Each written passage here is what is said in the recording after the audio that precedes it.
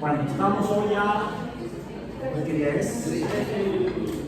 Martes 13 de agosto.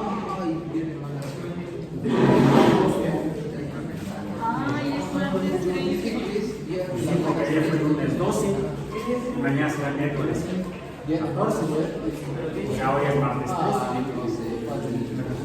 13 de agosto de 2024, y estamos en introducción del pensamiento crítico basado en ciencia. No es ni for Christ.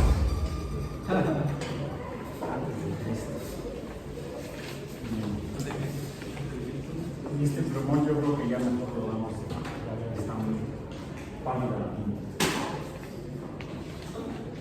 Bueno, nuestro tema de hoy, la sesión pasada, el jueves 8 de agosto, el tema era medicinas alternativas y nos revisamos el caso de la homeopatía.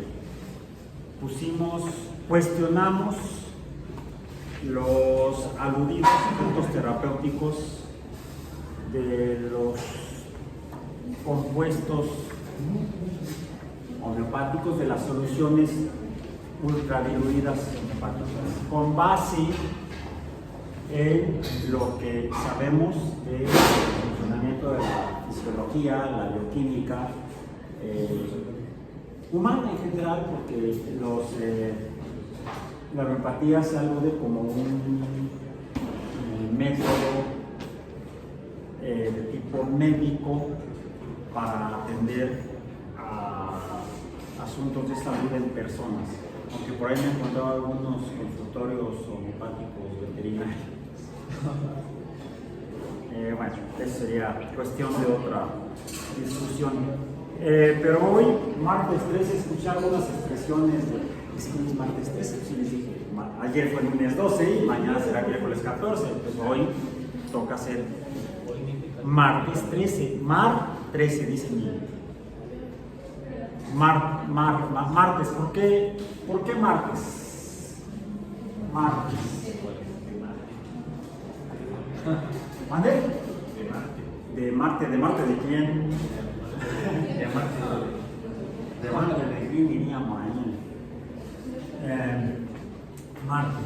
Marte se dice en el calendario que viene de el día de Marte.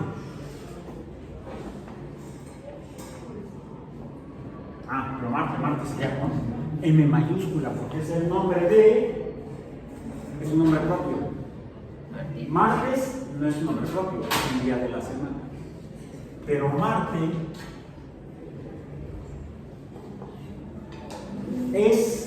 se nombra así ¿a quién? ¿Ande?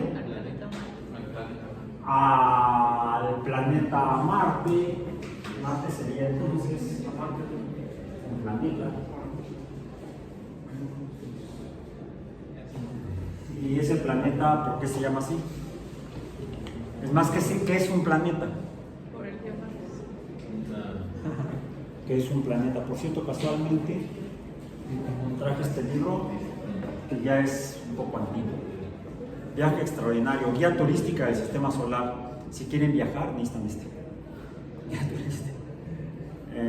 Es interesante el título, guía turística, viaje extraordinario. Por Ron Miller y William Hartman. Dice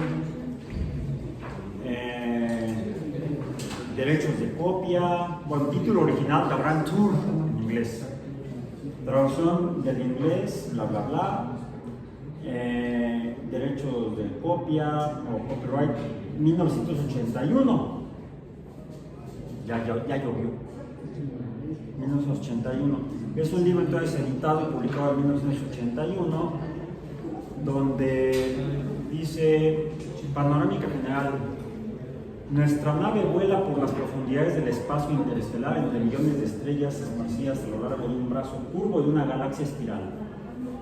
Estamos buscando sistemas planetarios. Un planeta es un cuerpo no luminoso que gira alrededor de una estrella. Es la definición que se manejaba en 1981 de qué es un planeta. Actualmente la Unión Astronómica Internacional, la International Astronomical Union, la IAU, define un planeta como un cuerpo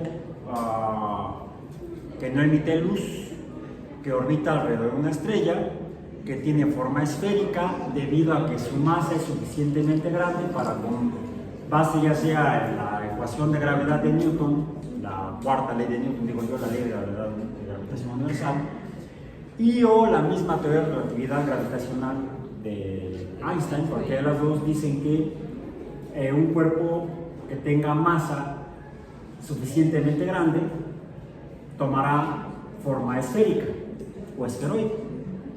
Si es esférico y gira alrededor de una estrella y no emite luz, y además es el cuerpo principal y no hay otros orbitando en la misma trayectoria alrededor de la estrella, entonces eso es un planeta.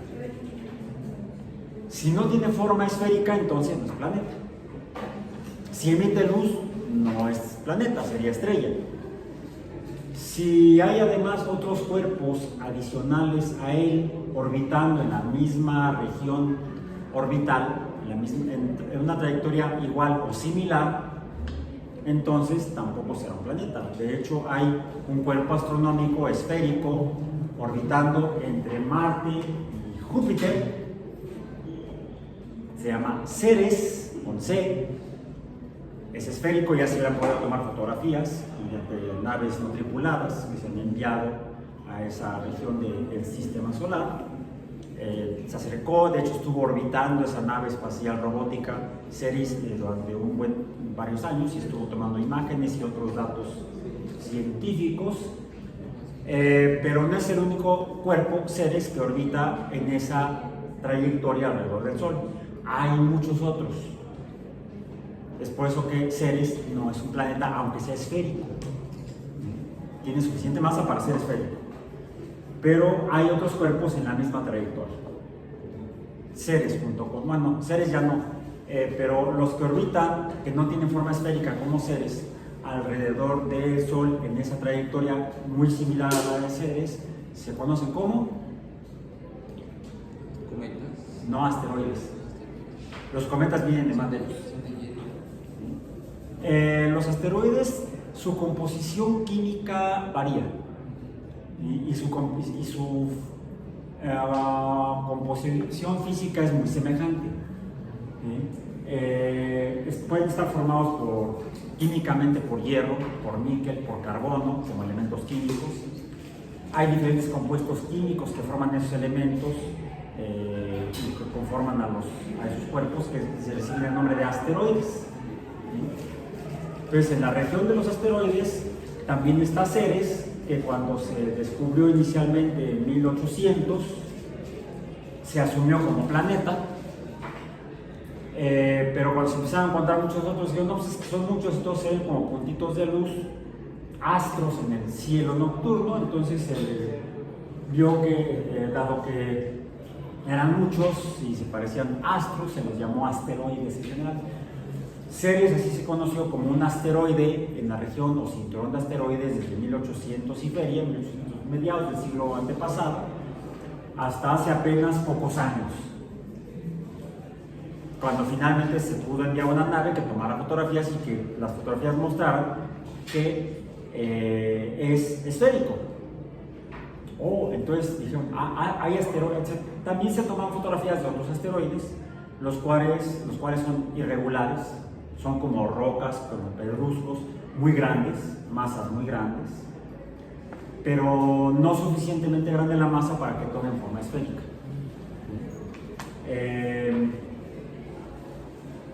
Entonces, en ese momento la Unión Astronómica Internacional interpretaba que podría haber asteroides esféricos y no esféricos. Pero revisando otros cuerpos astronómicos, incluso más allá de los asteroides, más allá de Júpiter, más allá de Después de Júpiter está ¿cuál? Saturno, Urano, Neptuno, y más allá de Neptuno, en 1930 se descubrió otro puntito de luz que se movía alrededor del Sol. Dijeron, ese sí es otro planeta. Y en 1930,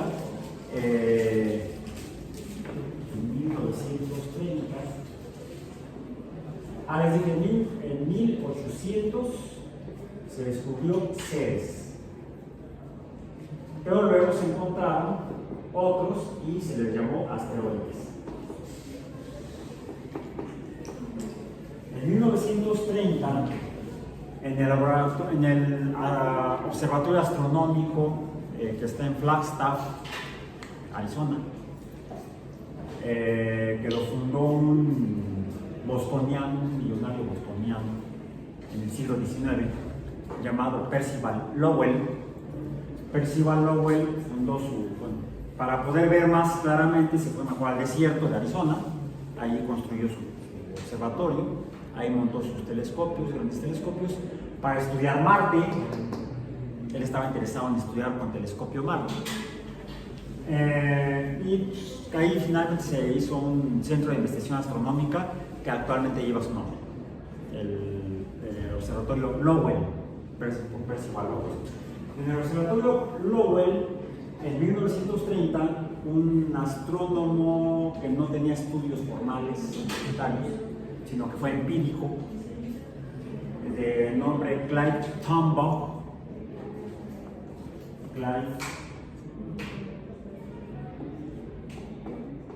creo que se escribe así, luego lo googlean. En el laboratorio de Percival Lowell, en el observatorio de Percival Lowell, el observatorio Lowell en Arizona, descubrió un punto de luz que se mueve alrededor del Sol, más allá de Neptuno. Recibió un nombre que empieza con PL, por Percival Lowell. De hecho, el símbolo que se le asignó a ese planeta fue una cosa así: PL. Su nombre en inglés, porque fue en Estados Unidos. Luego lo usó un dibujante y animador, productor de dibujos animados y pequeños cortometrajes. Después hizo películas, de nombre Walter Disney. Walt Disney, en 1930, estaba creando nuevos personajes para su productora de dibujos animados, al cual era la mascota de un ratón. Imagínense, la mascota de un ratón era un perro. Y el ratón era más grande que el perro. ¿Y el perro se llama? Pluto. En inglés, Pluto. En español, Pluto. Bueno, le puso ese nombre por el planeta que había descubierto en el observatorio Lowell, Clyde Tombaugh. Le llamaron en inglés Pluto. En español le llamamos Plutón. Ya para entonces, dado que Ceres se vio que orbitaba alrededor del Sol junto con muchos otros cuerpos, se veía como un punto de luz igual que Plutón, pero había muchos otros, fue que Ceres fue incluido dentro de los asteroides. Ceres era un punto de luz como muchos otros asteroides que orbitaban entre Marte y Júpiter. Entonces teníamos desde el Sol hacia afuera. Está clasificado como planeta enano. Esa es donde ya me spoileaste la clase. Está bien. Teníamos entonces desde la antigüedad, desde los asirios, aquellos que vimos que fundaron la astrología o el estudio de los astros, habían identificado en el cielo nocturno unos puntos de luz que se movían raro a lo largo de los años, distinto al resto de las llamadas estrellas fijas, a las que llamaban estrellas errantes, o en griego astares planetes. Astares planetes. Desde los asirios hasta 1610. ¿Por qué hasta 1610? porque en 1610 Galileo con su telescopio vio que Júpiter no era un punto de luz como lo habían visto los asirios, los fenicios, los griegos, los egipcios, los mayas, todos esos pueblos, esas civilizaciones antiguas, veían el cielo nocturno porque no tenían el alumbrado público que les cegara el cielo nocturno. Podían ver las estrellas que se movían todas juntas, incluso a lo largo de los días, semanas, meses, años, se movían juntas y se repetían más o menos en patrones. Esos patrones que hoy en día todavía usamos los definieron los asirios, los que llamamos conjuntos de estrellas o constelaciones. Los siguen usando los astrónomos de la IA hoy para poder organizar lo que ven en el cielo y donde buscar cosas en el cielo nocturno, incluso en el cielo diurno. Y junto con esas estrellas que se movían todas juntas, los asirios, los fenicios, los mayas vieron 5 estrellas, 5 que se movían diferente. 5 estrellas que se movían raro, vamos a decir. Por eso es que le llamaron errantes, estrellas errantes o astares planetes en griego. ¿Qué eran los planetes para los griegos y los asirios y los mayas? Puntos de luz, astros, solamente puntos de luz, pero que se movían raro a lo largo de las semanas, meses y años, diferentes al resto de los astros del cielo nocturno. Y esos 5, por parte de los romanos, recibieron un nombre que asumieron como dioses a los que habían nombrado previamente los griegos. Los griegos no le llamaban Marte a esa estrella errante, le llamaban Ares. Ares. Así como a Júpiter no le llamaban Júpiter, le llamaban Zeus.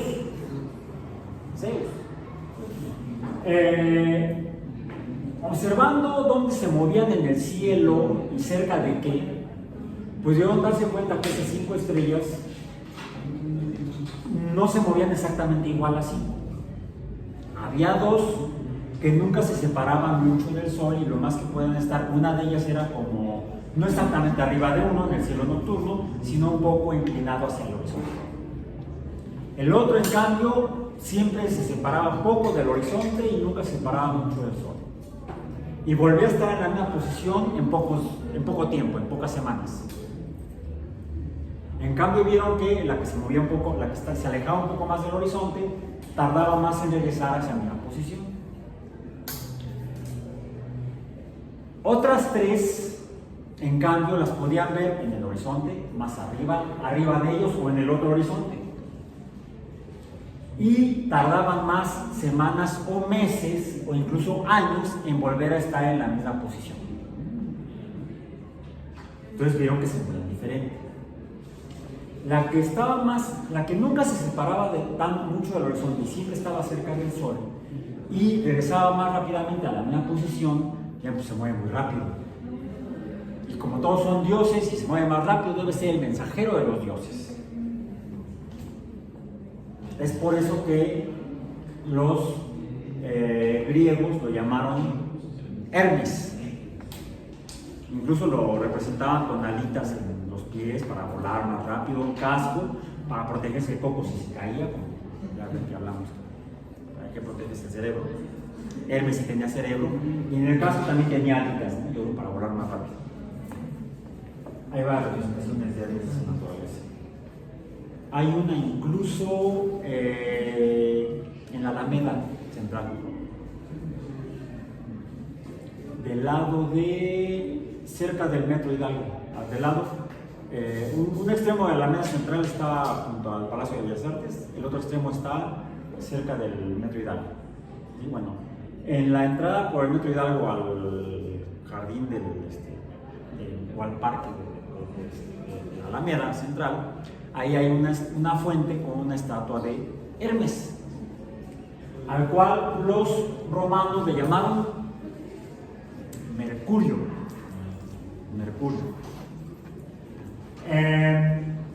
La que se separaba un poco más, un punto de luz como estrella más brillante, de hecho la estrella más brillante o el astro más brillante visible en el cielo nocturno, después de la luna, era llamada Afrodita por los griegos y por los romanos, Venus. Por los asirios, Ishtar. Este es el único que me acuerdo cómo le llamaban los asirios. Tenían también su nombre en cada sociedad diferente. Venus, por ejemplo, también está registrada por los mayas, no recuerdo su nombre, igual que Marte. Bien. Bueno, Marte se separaba más y se puede llegar a ver arriba de uno en algún día del año, en algunos días del año, y lo que llama la atención de Marte es que se ve como un punto de luz, como una estrellita rojiza. ¿A Venus, dijo? ¿Mande? ¿A Venus? ¿Cómo lo llaman los mayas a Venus? No sé. ¿Cómo se llama? Kukulcán. Kukulcán. Kukulcán. Entonces lo asociaban con.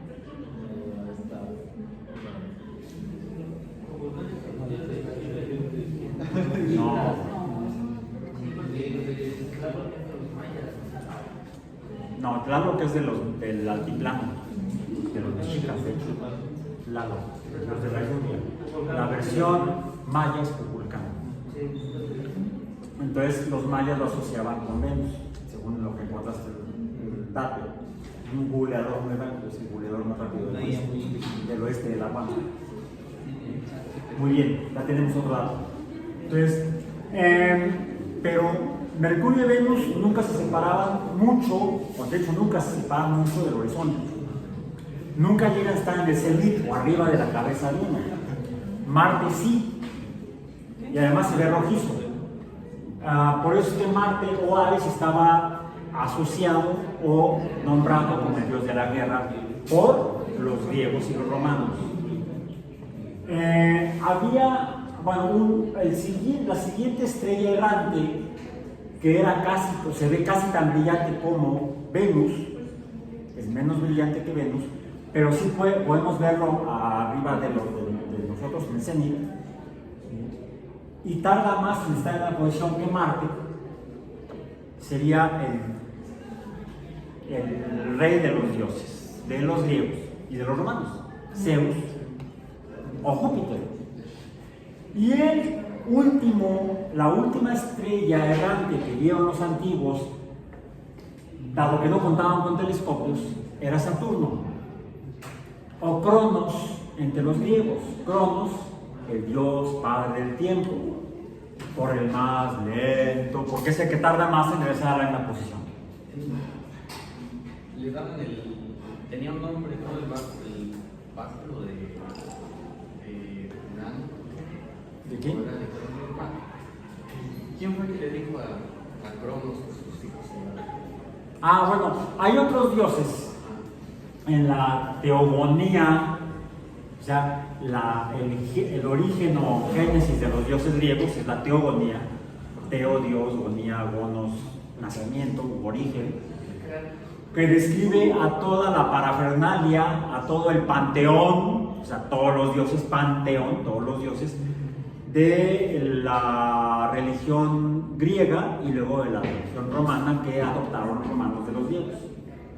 Religión, porque eran dioses, les rendían culto, les construían templos y había toda una serie de rituales que debían cumplir para poder allegarse, si era posible, los favores de los dioses o incluso evitar la punición o el castigo por parte de los dioses.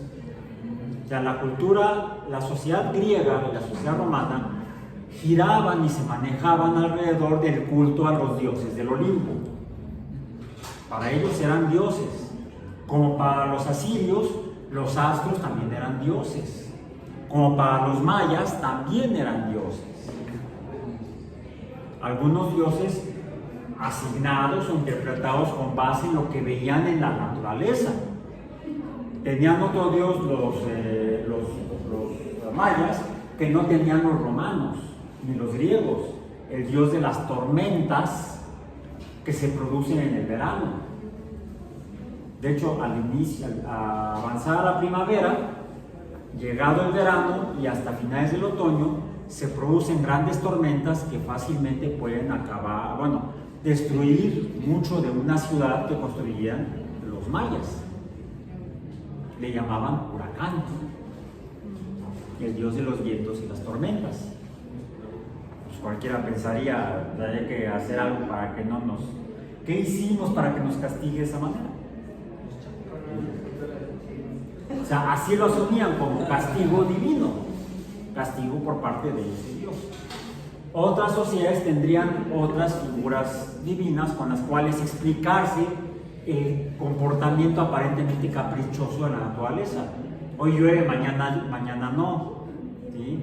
Traigo mi chamarra porque cuando salí parecía que estaba nublado y al rato está soleado y va a estar muy molesto Cuculcán, ¿no?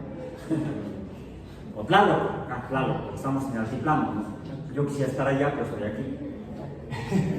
De hecho, estuve año y medio por allá.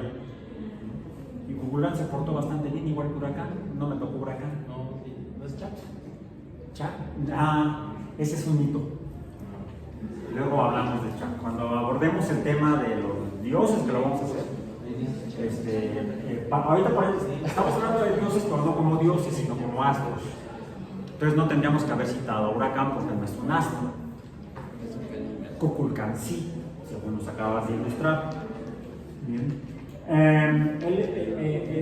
El asunto es que, había otros dioses en la teogonía griega, en la religión greco-romana, los cuales, por cierto, no estaban identificados con astros en el tiempo de los griegos y de los romanos, pero estaban en el pensamiento religioso de los griegos y los romanos, como Urano, como Neptuno y sus hijas, Miranda, Oriel, Umbriel, por ejemplo. En el caso de Marte, sus ayudantes, Focus y Deimos.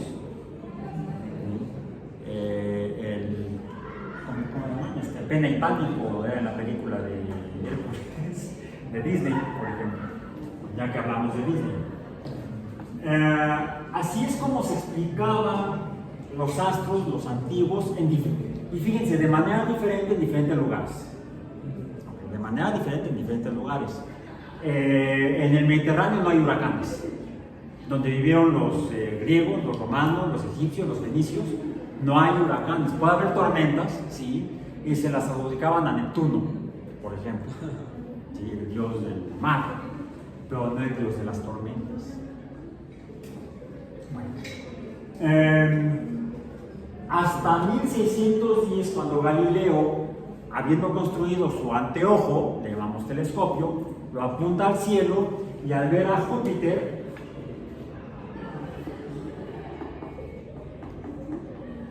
el cual se veía como una estrella brillante, pero no tanto como Venus en el cielo nocturno, Galileo lo ve como un círculo, aparentemente una esfera, como la luna y como la tierra, pero muy lejana, por eso se ve pequeñito. Aún con el telescopio Galileo lo ve así. También ve a Saturno. ¿Y a Saturno cómo lo describe? Con los anillos,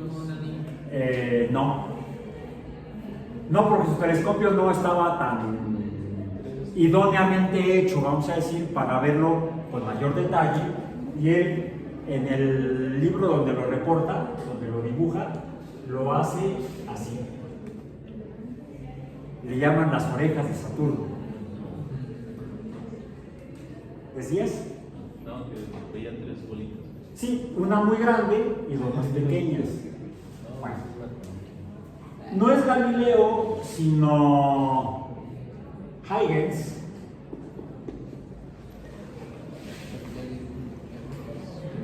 Por ahí escuché a un profesor del MIT de origen de los Países Bajos, el profesor Louis,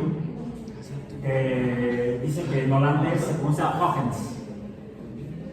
Huygens, en holandés, en flandés, Huygens. Bueno, Christian Huygens, con un telescopio mucho mejor que el de Galileo, ya eso ya es en el siglo XVIII, es cuando vive Huygens, lo dibuja así.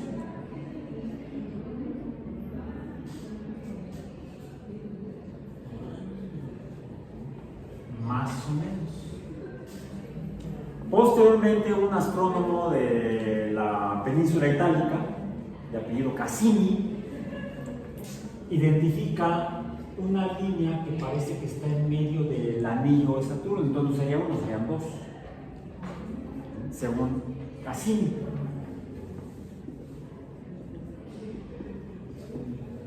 Bueno, en la década de 1970, por ahí de 1977, la NASA envía las misiones Voyager a estudiar Júpiter y Saturno, y son dos naves, la Voyager 1 y la Voyager 2. La Voyager 1 estudia Júpiter y Saturno, y la Voyager 2 estudia Júpiter, Saturno, Urano y Neptuno. Y toman fotografías de Júpiter, de Saturno, y en Saturno ven que los anillos no son dos anillos, y lo que se interpretaba como la separación entre los dos anillos, un espacio aparentemente hueco, no estaba hueco. Estaba conformado por material más oscuro. Y los anillos no son como tales, son conjuntos de muchas rocas, algunas tan finas como polvo, otras tan grandes como casas, que están todas orbitando juntas alrededor de Saturno. Originalmente habían pensado que era una de las dos Voyager que pasaba por el medio, por la división de Cassini, le llamaban. Pues la tal división no era una división, estaba llena de rocas. Entonces, al final de cuentas, cuando alguien, no, mejor que le dé la vuelta por fuera. Sí, qué bueno que lo hicimos así, porque si no, lo mejor se hubiera colisionado contra alguno o algunos de los montón de pedrosos que conforman lo que se ven como anillos a través del telescopio o de los telescopios. Bueno, esto es entre el siglo XVII y el siglo XX, en el que descubrimos que los dioses no son dioses, son estrellas, tampoco son estrellas, son mundos, Júpiter, Saturno, Marte, como la Tierra. Y eso hace que, nada más para hacer un poco, que mencionaste que Ceres ya no es un asteroide, y Plutón tampoco es un planeta. Cuando se descubrió Ceres, se pensó que era un planeta. Bueno, no es un planeta, es un asteroide. Cuando se descubrió Plutón, es un planeta. Y desde 1930 hasta 2006 fue considerado como un planeta. Cuando la Unión Astronómica Internacional y la Asociación Internacional de Astrónomos Profesionales, revisando los datos astronómicos de Plutón, se dieron cuenta que sí es esférico. Ya finalmente se logró tener observaciones telescópicas mediante el telescopio espacial, que yo voy a poner Hubble, o el Hubble Space Telescope, se conoce como el Hubble Space Telescope, HST, que lo administran la NASA y la Agencia Espacial Europea. Se lograron tener imágenes de Plutón, aunque el telescopio no fue diseñado para estudiar planetas, fue diseñado para estudiar estrellas, galaxias y otras cosas, pero no planetas. No sirve mucho para ver planetas. Sin embargo, se han logrado tener imágenes de buena calidad de los planetas del sistema solar, incluido Plutón, aunque no se veía muchos detalles, se veían como una esfera con manchas. Y también se pudo descubrir a finales del siglo pasado varios satélites aparentemente orbitando a Plutón. Cuando con esas observaciones y usando inicialmente la ecuación de Newton y luego las posteriores, se pudieron hacer estimaciones de sus masas, se observó que De entrada, el primer satélite descubierto de Plutón, que es Caronte. Caronte, ¿quién es Caronte? De la barca que lleva a los muertos al inframundo. ¿No es Ares? ¿Ares? No, Ares. Es que hay varios. La teogonía es un desmadre. Yo la he leído y siempre me hago bolas. Porque además luego cambian un poco la trayectoria y ya no sé, todos contra todos y arriba las manos. En la religión judeocristiana pues es otro el relato. Pero la teogonía es muy interesante pues, porque es muy confusa. Yo no la entiendo. La segunda vez que la leí, menos la entendí. Pero Caronte está relacionado con el inframundo. De hecho, también Plutón. Aquí cuestionan dos cosas: las siglas del Percival Lowell y el nombre de personajes del inframundo grecorromano. Bien, bueno. Caronte se observó que su masa es muy grande proporcionalmente respecto a Plutón, siendo Plutón todavía de mayor masa.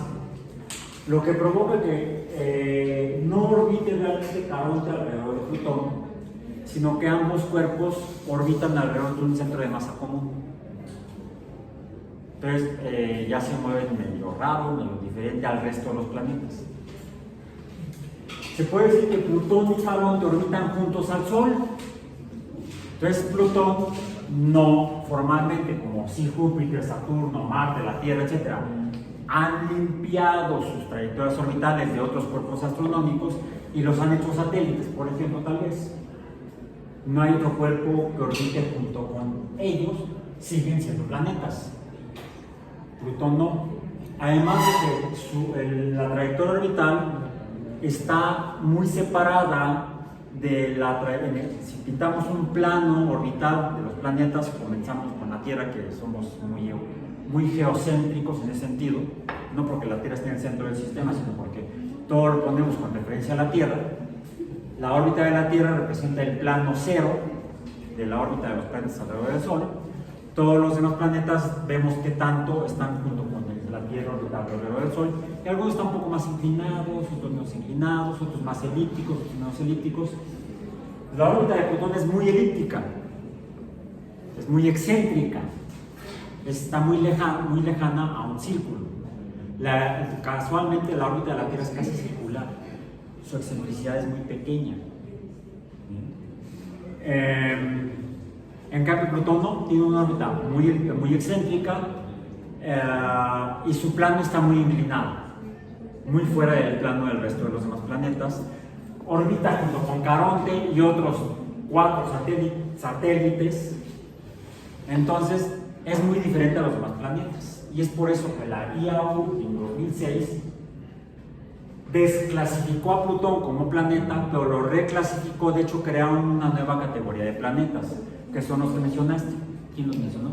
Planetas enanos, porque son chiquitos, pero con masa suficiente para tener forma esférica. Entonces, un planeta enano, según la IAU, es un cuerpo astronómico con suficiente masa para ser esférico o esferoide, pero que no ha limpiado su órbita de otros cuerpos astronómicos y que puede tener otras variaciones. Y hay 2 tipos de planetas enanos: los planetas enanos internos, como Ceres, y los planetas enanos externos, como Plutón, que como están más allá de Neptuno, se les llama objetos transneptunianos, o más allá de Neptuno, o del cinturón de Kuiper, un astrónomo del siglo pasado. Hay otros 3 verificados que sí ya se tienen datos importantes astronómicos. Uno es Makemake, Haumea y Eris. Bueno, ok. Eso en cuanto al sistema solar en el cual encontramos planetas.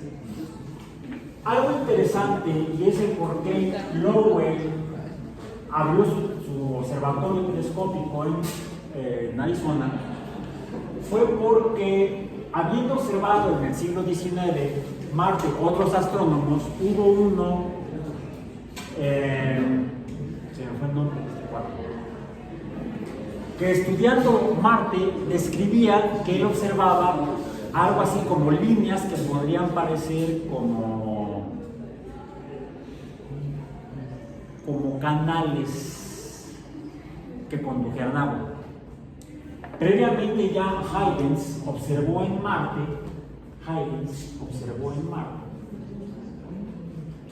casquetes polares.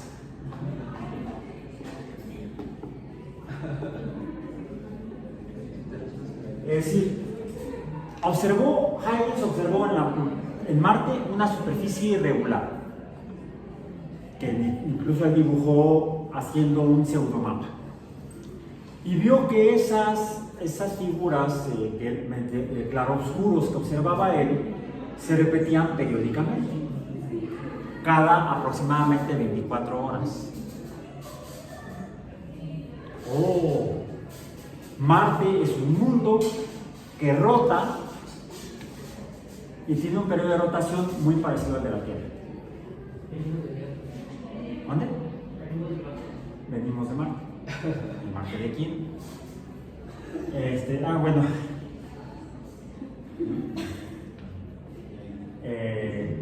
No fue coincidencia, me la puse a propósito. Bueno. Marte entonces es un mundo como la Tierra, rota en periodos de aproximadamente 24 horas, y ya Huygens observó que en lo que sería el eje de rotación, en los extremos, se observaban regiones blanquecinas. Sí, Marte se ve rojizo, cafezoso en las partes más oscuras y blanquecino en lo que serían los polos. Y no solo eso, sino que también posterior a Huygens, otros astrónomos empezaron a observar que esas regiones blanquecinas aumentaban o disminuían periódicamente. Cuando una aumentaba, la otra disminuía. Cuando la opuesta que había disminuido aumentaba, la que había aumentado disminuía. Como que de forma alterna se iban aumentando y disminuyendo. Bueno, a ver, casquetes polares, blancos, ¿de qué estaban hechos? La Tierra presenta casquetes polares y desde fuera se ven blancos, tenemos fotografías de ellos. ¿Y de qué están hechos lo que se encuentra en los polos? De agua congelada. Congelada porque se enfría, se congela el agua, llega el verano en cada uno de los hemisferios, parte del agua se descongela, se funde y entonces disminuye la región blanca. ¿De qué estarían hechos los polos marcianos? Los casquetes de agua. Fue una inferencia. Si la Tierra tiene casquetes polares, Marte tiene casquetes polares. Los casquetes polares en la Tierra aumentan y disminuyen según sea verano o invierno. Cuando verificamos efectivamente también la orientación de la rotación de Marte respecto al plano orbital, respecto a su plano orbital, se vio que está inclinado también, como el de la Tierra, aproximadamente 21 grados, muy parecido al de la Tierra. Los dos planetas tienen rotación de 24 horas y sus ejes de rotación están inclinados en un ángulo semejante. Por lo tanto, entonces Marte presentaría estaciones como la Tierra. Las estaciones se deben a la inclinación del eje terrestre. Por eso, cuando en verano recibe mayor radiación, aumenta la temperatura, el hielo se funde. Cuando en invierno recibe menos radiación, el polo correspondiente, disminuye la temperatura, el agua se congela. Lo mismo estaría pasando en Marte, y entonces los casquetes polares estarían hechos de agua. Y lo que observó Schiaparelli, ya me acordé, Schiaparelli del siglo XIX, voy a poner aquí abajo,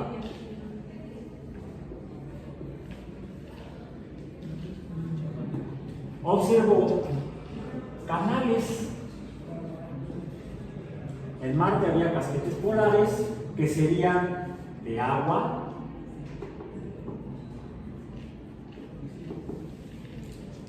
entonces Percival Lowell y algunos otros astrónomos de finales del siglo XIX empezaron a suponer que esta agua estaría siendo conducida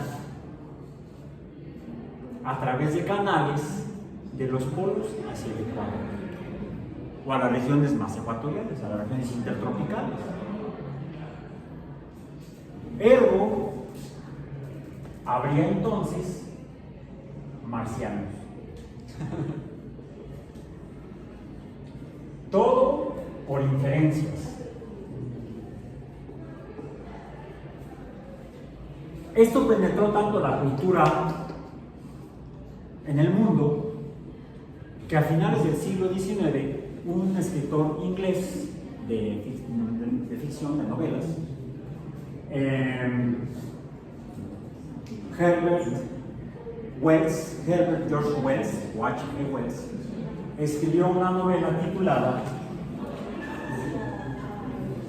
H.G. Wells escribió La guerra de los mundos. Y por ahí está la mala película de Tom Cruise. A mí esa versión no me gusta. Hay una versión cincuentera, de la década de los 50, que me gusta mucho más. Por cierto, el protagonista de la película de los 50 sale al final en la película de Tom Cruise. Es el abuelito del papá de la viejito. Al final, se sale al final, es el protagonista de la versión de los 50 de la Guerra de los Mundos. Hace ahí un cameo. Bueno, ok. ¿Qué tan cierto sería que hubiera vida fuera de la Tierra? Bueno, ¿lo han leído? Digo, obras de este autor, Isaac Asimov. Bueno, Isaac Asimov era doctor en bioquímica, era científico, era químico y hizo un doctorado en bioquímica. Aunque decidió mejor dedicarse a escritor comenzó escribiendo algunos cuentos y luego novelas de ficción basada en ciencia, y luego también escribió textos de comunicación de la ciencia al público general, lo que llamamos divulgación de la ciencia. Este es un libro de divulgación en el que plantea cuáles serían los factores de los que podría depender que hubiera civilizaciones extraterrestres. Hace toda una revisión de lo que también Asimov ya murió en la década de los 80s. No recuerdo cuándo murió Asimov, no recuerdo. Pero título original, Extraterrestrial Civilizations, 1979, por Isaac Asimov. Y en el índice tema de los capítulos, el primero se titula La Tierra, el segundo La Luna, el sistema solar interior, el sistema solar exterior, las estrellas, sistemas planetarios, estrellas semejantes al Sol, planetas semejantes a la Tierra, vida, civilizaciones en otras partes.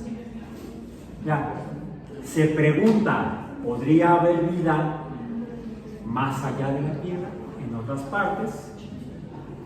Exploración del espacio, vuelo interestelar, mensajes.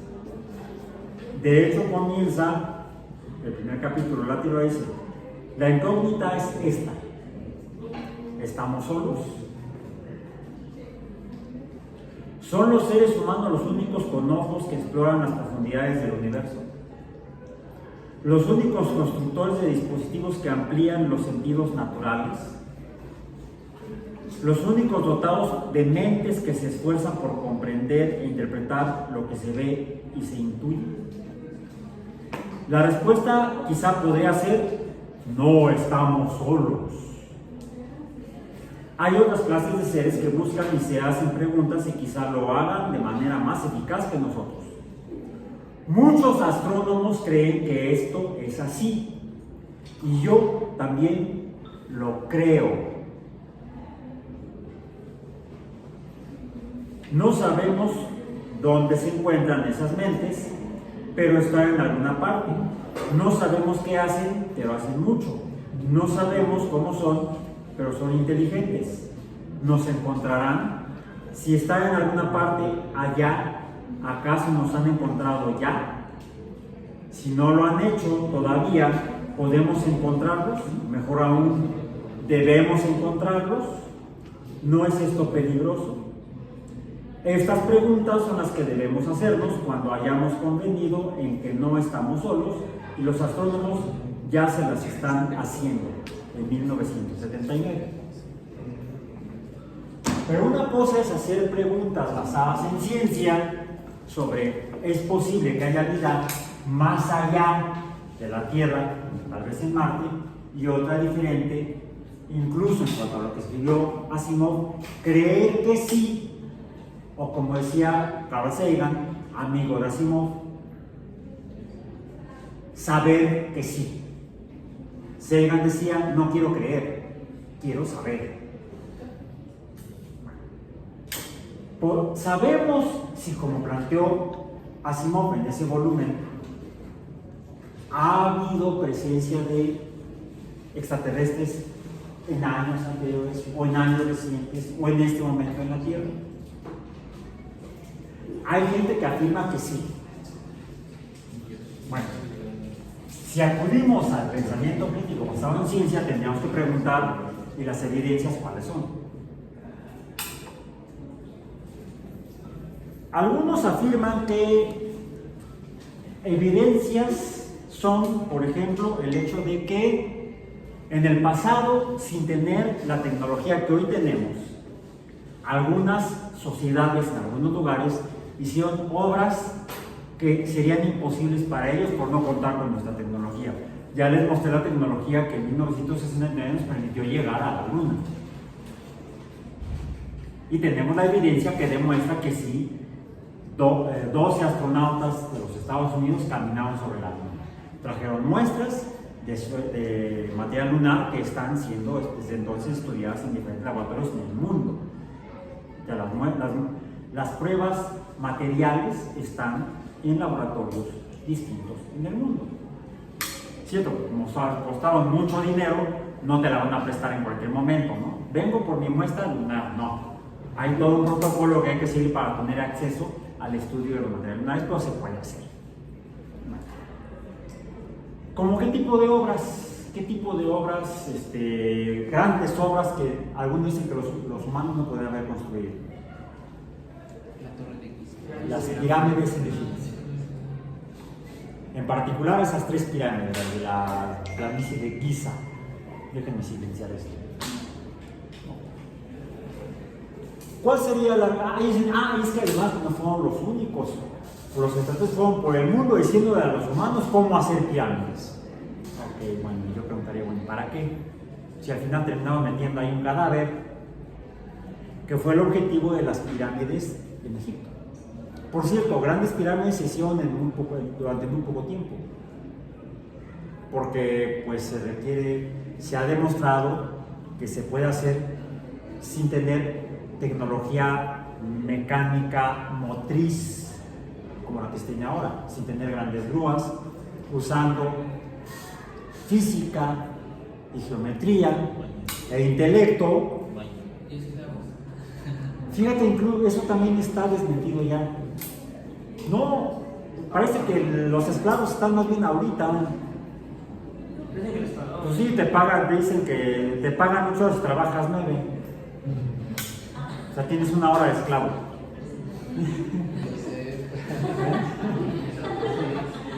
Sí, le llaman asalariados actualmente. No, parece que tenían más derechos laborales quienes trabajaban en las pirámides en Egipto que los que trabajan ahora en otros lugares. Bueno, si esto fuera cierto, no lo de los esclavos, sino lo de las pirámides, lo de los esclavos es cierto totalmente. Está en la ley que modificaron entre 2006 y 2012 y se han revertido algunas de esas reformas esclavizantes. Uno podría pensar, bueno, que le dijeron lo mismo a los diferentes pueblos para que sean las pirámides iguales, porque son sistemas de telecomunicación espacial. Bueno, esta lo hice como captura de pantalla, lo pueden hacer con Google Maps, por ejemplo, y en donde pueden ustedes incluso orientar la posición de la imagen para que quede, por ejemplo, con el sistema de coordenadas terrestres de la Rosa de los Vientos, norte, sur, este y oeste. Fíjense cómo están orientadas las pirámides en Giza. No, es también otra cosa. Ya lo verifiqué y no. Hay algunos programas que te permiten observar el cielo en diferentes lugares del mundo en diferentes fechas. Puedes jugar con el tiempo y con el espacio y ver el cielo con diferentes constelaciones desde diferentes puntos en la Tierra.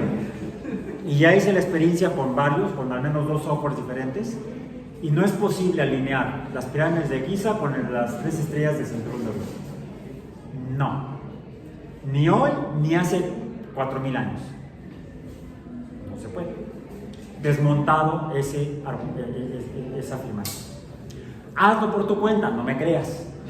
Busca software para observar el cielo nocturno, te sirve y te permite cambiar la localidad en la que estás. Puedes verlo desde la Ciudad de México, como se ve el cielo en junio, el 21 de junio, por poner algo, que sea el solsticio, o cómo se ve en el Cairo, Egipto, que está ahí pegado. De hecho, esto está peor que Teotihuacán. Para ir a Teotihuacán todavía tomas carretera. Para ir a Giza tomas el metro. Anda el metro, así. Ya el Cairo ya rodeó la zona de Giza. Mañana aquí se ven casas ahí a la vuelta de Giza. Si pueden buscar ustedes en sus celulares, háganlo para que lo puedan ver directamente. Bueno, entonces, el argumento de que están alineadas de acuerdo al cinturón de Orión, verifíquenlo. Descarguen un programa en su computadora de observación del cielo, ubiquen en el Cairo, ¿sí? Y muevan a lo largo del tiempo, en diferentes épocas del año y en diferentes años, hace 4000 años cuando aparentemente hicieron eso. No coinciden. Están orientadas, cada una, aunque están en diagonal y no perfecto, están orientadas norte-sur precisamente. Están orientadas norte-sur, hacia acá, déjenme ver. Sí, así están. Norte, sur, este y oeste. Norte, sur, este y oeste. ¿Dónde hay pirámides de la magnitud de la pirámide de Keops, que es la más grande? Aquí presente en Teotihuacán. En Teotihuacán, no en Tenochtitlan. La tiraron los españoles, el Templo Mayor. Podemos ver los restos del Templo Mayor.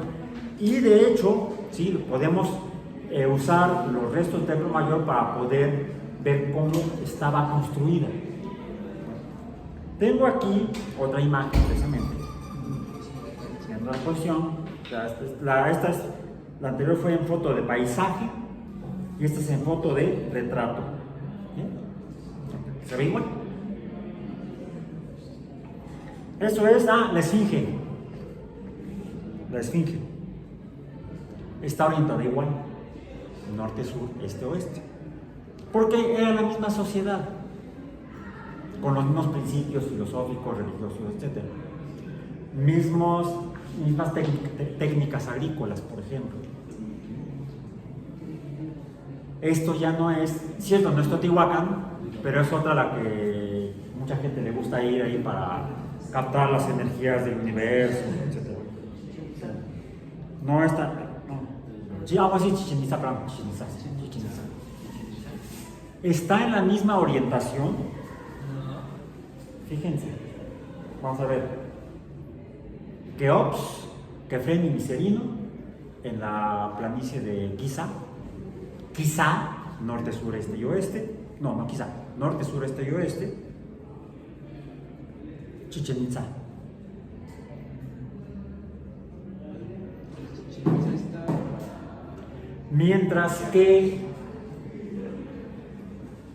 Mientras que era más importante para los egipcios el inicio del verano, es decir, el solsticio de verano. Para los mayas era más importante el equinoccio. Entonces está orientada para representar los astros, en particular el sol, durante el equinoccio. Era un observatorio astronómico, además de un lugar de rituales religiosos. Como en las culturas antiguas, estaba asociada a la observación de los astros al culto a los dioses. Ya en el siglo XIX no necesariamente, y en el siglo XX tampoco, aunque todavía me he encontrado por ahí algunos astrónomos que siguen teniendo cultos a los dioses. No todos son teístas ni todos son ateos.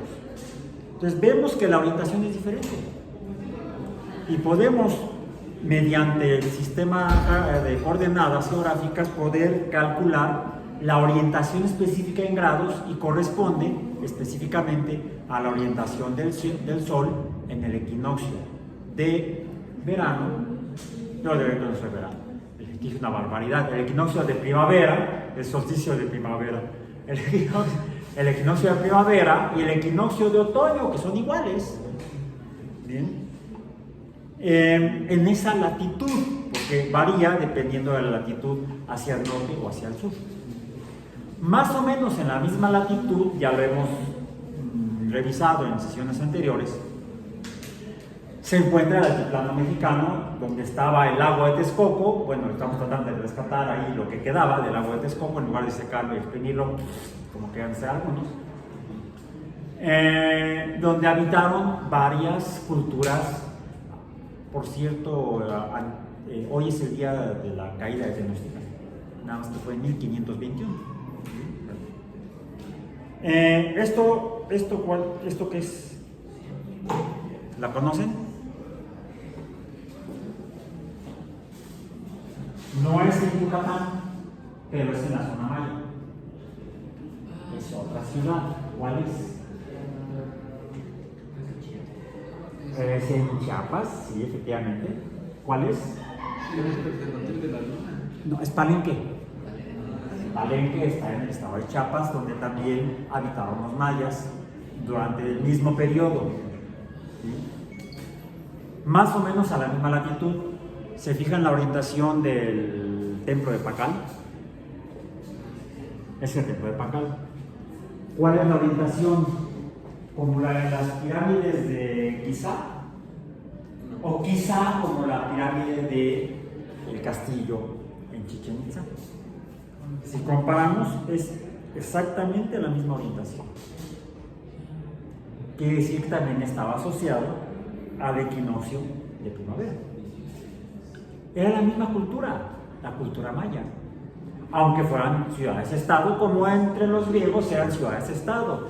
Eran estados diferentes, pero rendían culto a los mismos dioses. Sí, quizá tenían de su santo patrono, de su preferencia, como en los pueblos actuales, los poblados actuales. Esta no me acuerdo cuál es, pero también es en no me acuerdo. Y no le puse la ubicación esta. Busquen diferentes sitios arqueológicos en México donde haya estructuras piramidales. Y pasen a la visión de tipo satélite para que puedan tener la imagen. Oriéntenla de acuerdo a la Rosa de los Vientos. Metro Pino Suárez, no sé, ahí el problema es que está bajo tierra, entonces está medio difícil conseguir la imagen. Tendrías que ir al metro y llevar tu brújula y poder orientarte, o orientarla, ver la orientación de Pino Suárez. Pero es una pregunta. Ajá. ¿Es cierto que la pirámide más grande está en México? ¿Cuál? ¿La pirámide más grande está en México? Sí. Hay quienes dicen que es la de Cholula. Ajá. El problema es que la cubrieron los españoles y el tiempo.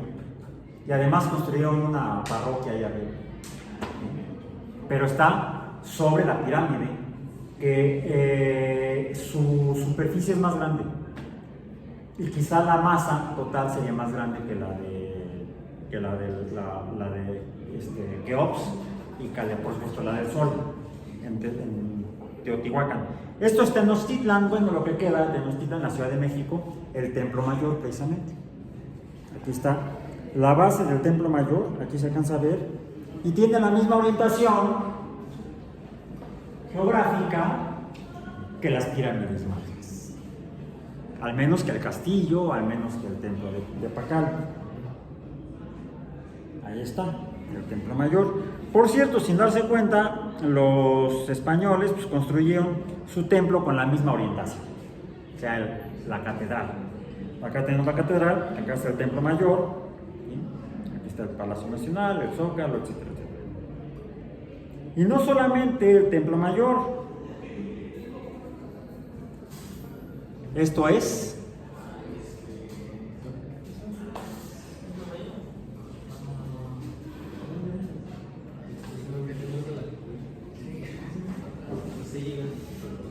¿sabes llegar?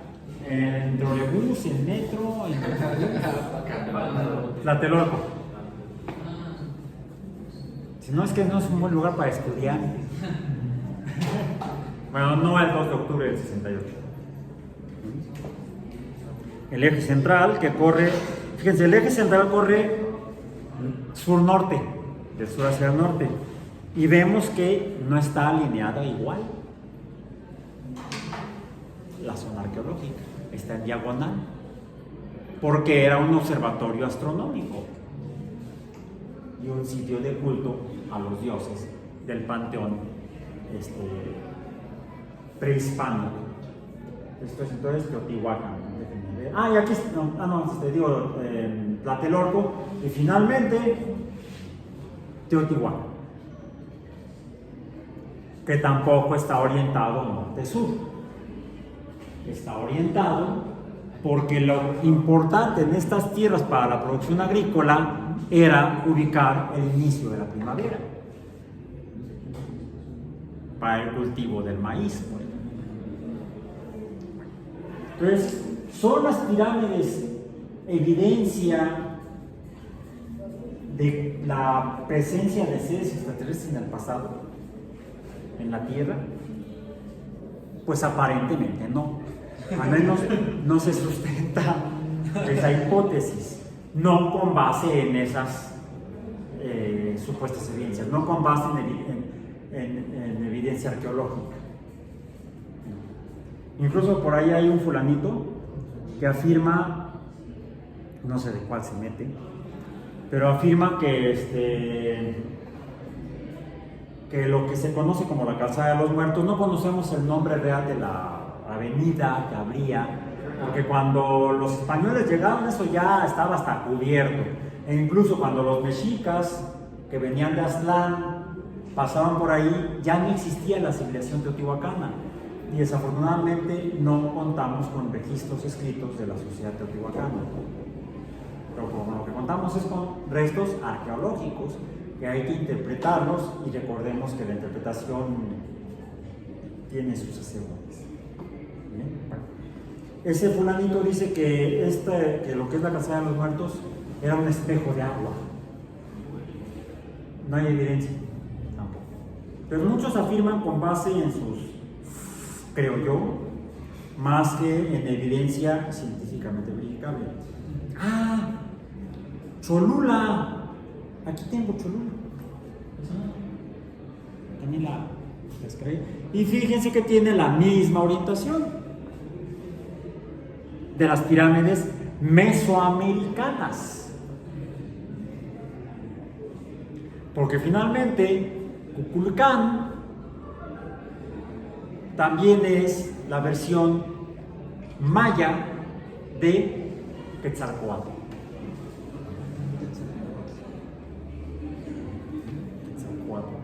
Entonces, un poco como los griegos y los romanos que rendían culto a los mismos dioses con nombres diferentes.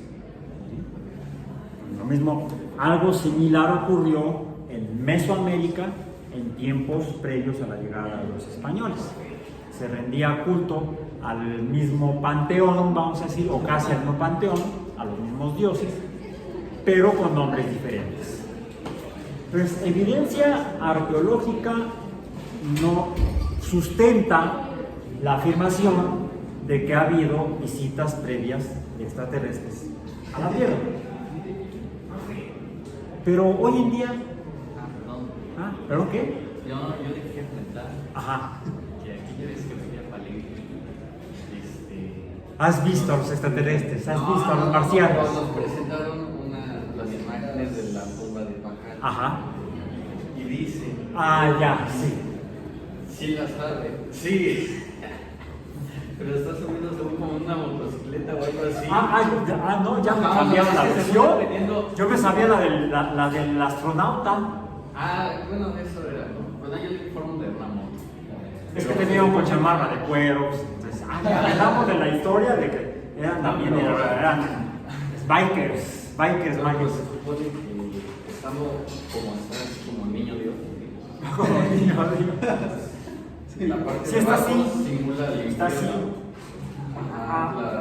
Su pecho, por ahí la tierra. Ajá. Y a donde está soplando es como viento. Ajá.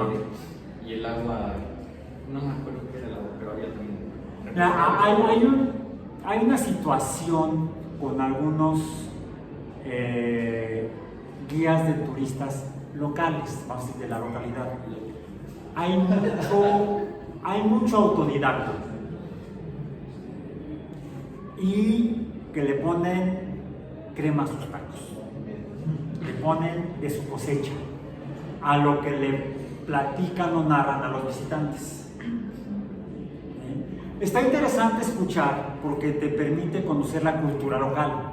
Cuando vas en plan de turismo, no solamente a pasar el rato, descansar, divertirte, sino a aprovechar para ti, para tu cultura personal, para ser menos ignorante, para, vamos a decir, educarte un poco más de manera informal. Cuando, al menos yo me gusta hacerlo, cuando salgo de vacaciones a algún lugar, tratar de conocer a la cultura que estoy visitando en todos sus aspectos, aspectos mágicos, religiosos, sociales, etc. Pues para conocer a más gente, ¿no? Y no vivir uno encerrado en la burbuja cultural local y creerte el centro del universo. No, porque eso es tener una mentalidad provinciana.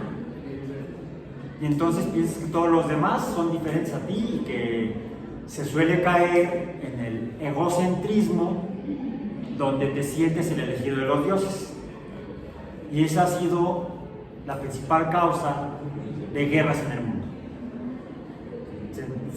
Se proclama el pueblo elegido del correspondiente y que por eso tienen derecho incluso de deshumanizar al vecino y someterlo hasta incluso extinguirlo.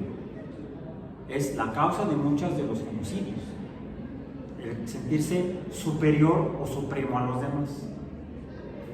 Me estoy adelantando un poco al programa del curso, porque para allá vamos, para entender eso, no que vamos, somos nosotros, no, todo lo contrario. Entonces somos Egipto, no tampoco, sino tratar de tener una visión más objetiva de la naturaleza, incluida la humana, porque formamos parte de la naturaleza finalmente. Entonces es interesante escucharlos porque te permite conocer a esa sociedad, pero también hay que conocer con base en ciencia. Y la ciencia que estudia el pasado es la moderna arqueología con la moderna historia, estudio de la historia, pero ya más basado en una metodología más científica que solamente la revisión de los documentos del pasado, de los textos del pasado, que eso es históricamente la tradición del estudio de la historia, el estudio de los documentos o de lo escrito por los humanos en el pasado. Si así fuera, entonces interpretamos que lo que escribió Homero sobre la Odisea y la Ilíada pues fue una novela o quizá un texto religioso o quizá una forma deformada de hechos históricos. Ya tener esta visión de que quizá lo que escribió Heródoto pues estaba un poco modificado porque lo escribió siglos después de lo sucedido, Y ya saben por lo que pasa cuando uno juega teléfonos compuestos, pues le van poniendo, quitando, se transforma. Con base en un estudio más de corte científico, de orientación científica de la Ilíada, fue que un millonario europeo del siglo XIX se le ocurrió ir a buscar Troya en la costa de Turquía y la encontró. Y fue, de hecho, no recuerdo su nombre, ya a mi edad todo se me olvida, mi Alzheimer está cada vez peor, pero se le considera como el fundador de la arqueología moderna en la segunda mitad del siglo XIX. El fundador de la arqueología moderna, digo entre comillas, porque él fue en busca de tesoros,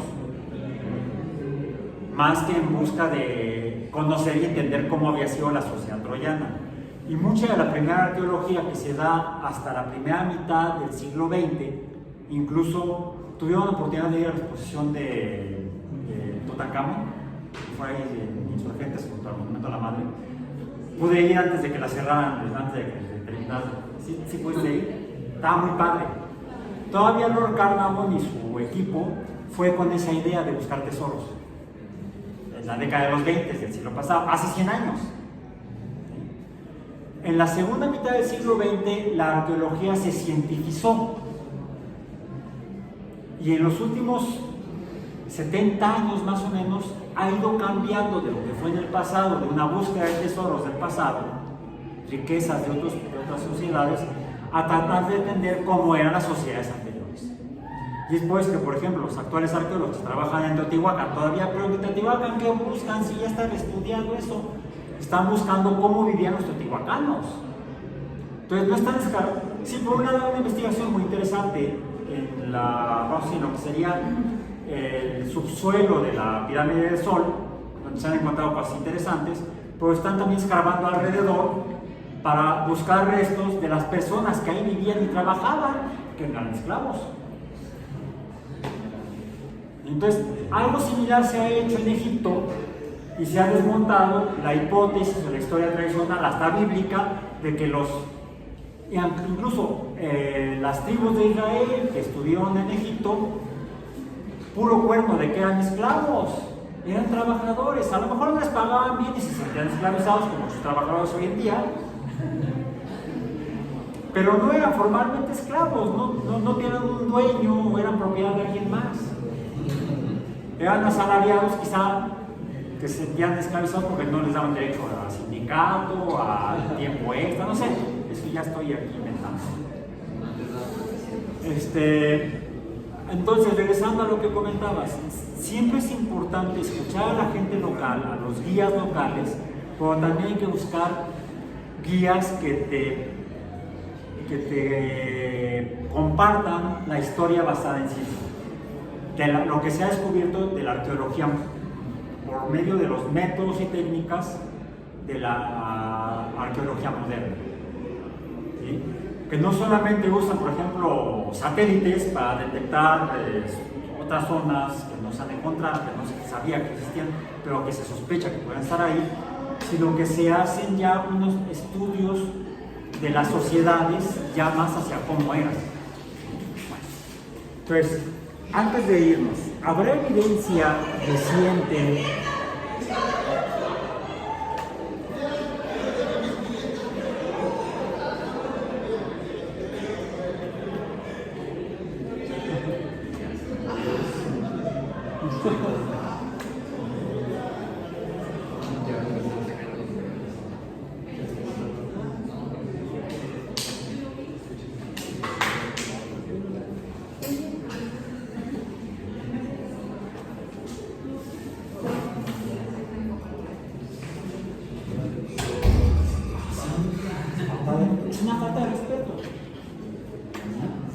todos estamos aquí haciendo lo mismo, así como tenemos el mismo derecho a divertirnos, tenemos el mismo derecho a hacer lo que necesitamos porque estamos aquí para aprender.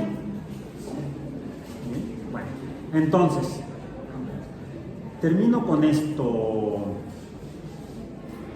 porque, a ver, aquí está, 13 de agosto. Déjenme ver si lo jalo porque ya estamos en... Si no, lo ligué está en el CIPI, en el sitio web. A ver si lo alcanza a ver, si no. Se llama el video OVNI. ¿Mande? Ajá. El video OVNI más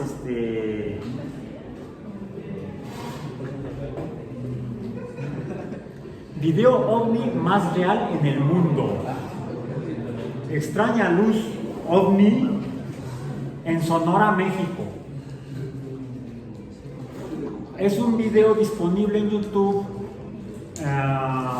reciente, de fecha reciente. Bueno, está la red infame, porque estamos en hora pico, todo el mundo está circulando por la red. Revísenlo, escuchen, porque es una grabación, es un video que se hizo con un teléfono celular desde la cabina de la tripulación de un vuelo de Volaris, e incluso también fue reportado por otras tripulaciones de vuelos comerciales ese día, a esa hora, en el noroeste de México, en la zona entre Sinaloa, Sonora y Baja California. Está interesante lo que se ve. Revisen. Y también está en el sitio web, más abajo, que dice que es otro video en YouTube. No, mentira, no es un sitio web, no es un video en YouTube. Es un sitio web, está también en el CIPI. Dice: ¿qué hay detrás del objeto filmado desde un avión de Volaris? Proyecto de identificación aeroespacial, estudio del aeroespacio mexicano. Entonces, revísenlos y así como denle una lectura al artículo de Indurain Muñoz, 2003, ¿existen civilizaciones extraterrestres? Es un PDF que está publicado en la revista de la Academia de Ciencias Exactas y Físicas y Naturales de España.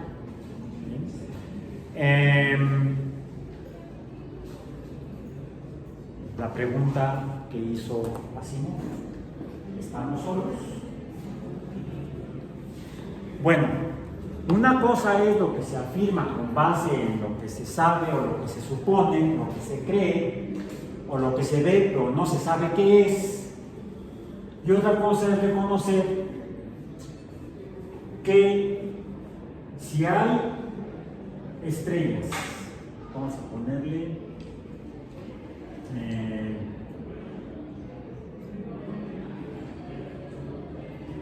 se me fue el nombre. Es el número de civilizaciones extraterrestres. Depende del número de estrellas. Vamos a poner de estrellas en una galaxia. Ya me acordé. Es n subíndice asterisco estrellas por la fracción de estrellas que tienen planetas, por la fracción de planetas que son ecológicamente viables para la vida.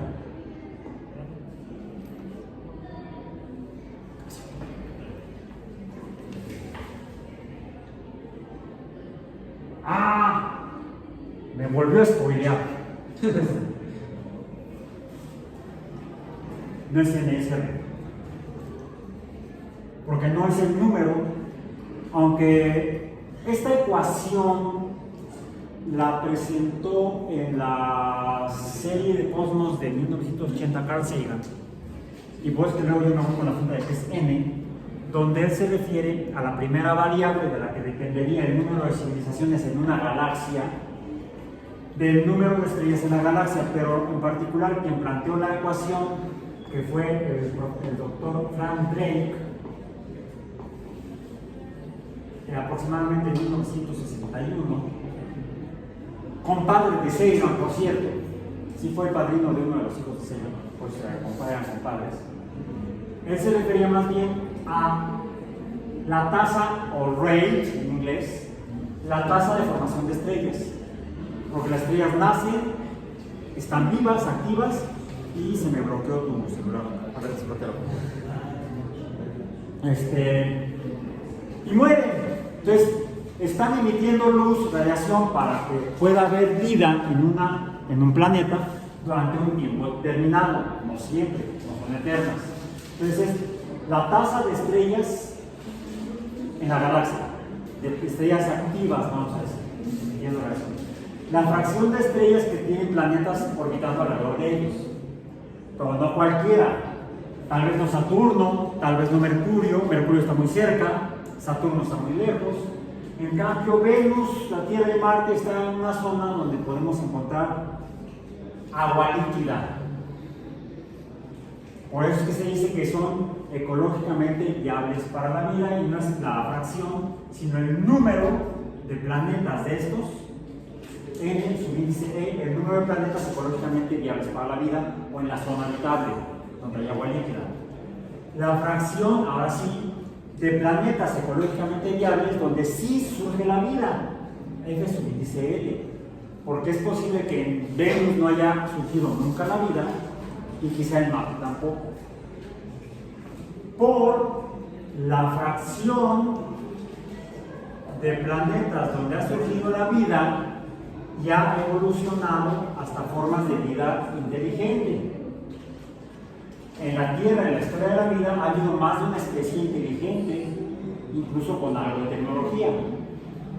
Desde que los homínidos y los australopitecinos hicieron herramientas, se puede decir que eran inteligentes y tenían tecnología. Puede haber habido más de una especie inteligente en la Tierra, en la historia de la vida en la Tierra. Pero se refiere a civilizaciones con capacidad de comunicación entre planetas o entre estrellas. Bueno, desde 1961 estamos enviando humanos al espacio, aunque sea darle la vuelta a la Tierra. Entre el 68 y el 72 mandamos humanos a 384,000 kilómetros a la Luna. Y no solo eso, desde la década del 60 se han enviado mensajes de radio, por radiotelescopios, a otros lugares en la galaxia. Es decir, se refiere a la fracción de especies inteligentes con capacidad de comunicaciones interestelares. Eso nos diría cuántas civilizaciones habría en una galaxia, con capacidad tecnológica de comunicación entre civilizaciones. Pero en 1961 también, no, de hecho fue en 1962, estuvimos así de desaparecer. La crisis de los misiles entre los Estados Unidos y la Unión Soviética. Es por eso que Frank Drake incluyó una última variable para decir cuántas civilizaciones quedarían en una galaxia. Si se destruyen por un bombardeo atómico global, hasta ahí llegó la civilización. Entonces, depende también este número del tiempo de vida de la civilización tecnológica.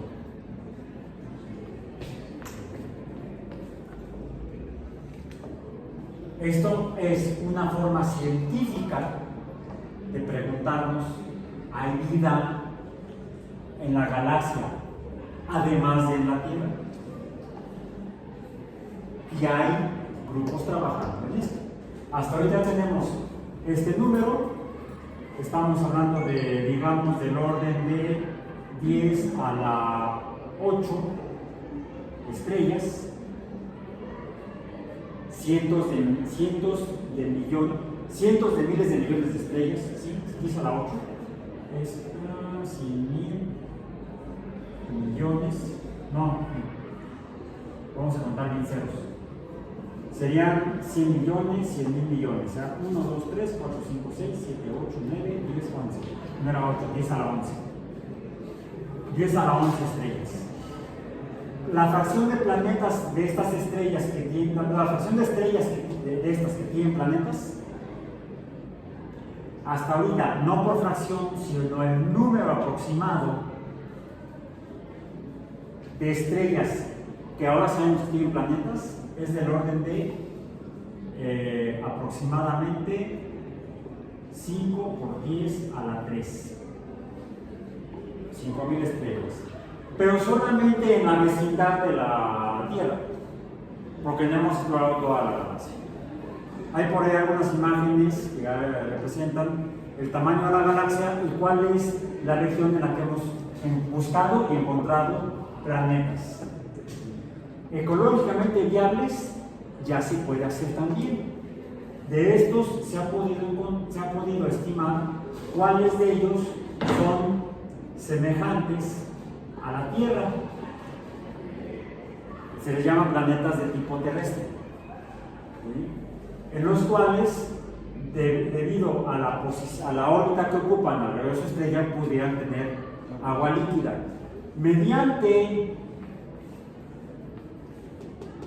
no la visión o la observación de casquetes polares, sino mediante el uso de espectrógrafos, podemos identificar la composición química de las estrellas y de los exoplanetas. Y se ha identificado en algunos de estos exoplanetas que se encuentran en órbitas donde pudiera haber agua líquida por la temperatura, no están muy cerca, no están muy lejos, y se ha identificado agua. Hay al menos datos espectroscópicos que sugieren la presencia de agua. Pero ya para la cuarta variable, de aquí no contamos con datos. Se está trabajando en ello. Esto se llama astrobiología. Y es la respuesta a la pregunta de Carl Sagan, bueno, a la afirmación de Carl Sagan: no quiero creer, quiero saber. ¿Cuánto usamos? Pensamiento con base en ciencia y métodos con base en ciencia. Seguiremos en nuestras próximas sesiones preguntándonos cosas sobre, por ejemplo, la próxima sesión sería vida cotidiana y pensamiento crítico. ¿Cómo está la percepción de la ciencia en el común de la gente? O de la no ciencia, o de lo que dicen que es, pero no es, o será o no será. No se pierda el próximo episodio.